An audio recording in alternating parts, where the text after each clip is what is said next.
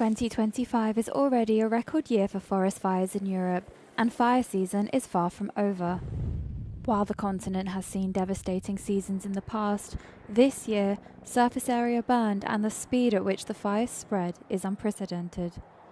Leading the way were Italy and Romania, each of which recorded more than 450 fires. The countries that suffered the most damage were not necessarily those that declared the most fires. Cyprus, for example, reported 3 fires, but less damage. Since January 1st, 3% of Portugal, 2.3% of Cyprus and 0.8% of Spain have gone up in smoke. And a lot of the fires that we've been monitoring and observing are occurring where the climate anomalies show that it's much drier than average and where it's warmer than average.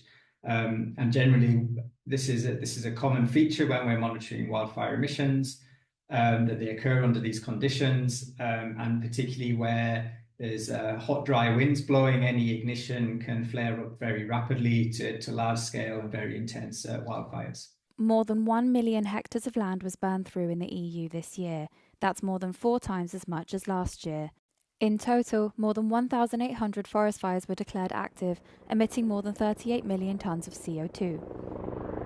We need a combination of different fire behavior factors. So this is weather, this is topography, this is vegetation, biomass, fuel.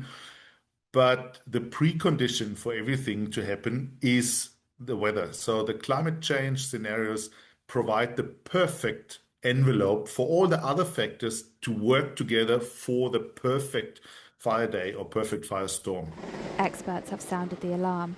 Under these conditions, which will become increasingly common in the future, fires are getting out of control. Our firefighting system comes to its limits, and the only thing we can do is preparing the landscape, making it more resilient, better prepared, so then the firefighters have a chance to work safely and efficient.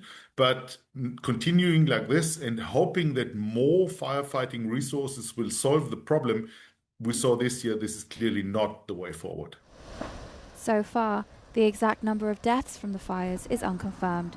Smoke and disease can also claim lives long after the fires have been extinguished.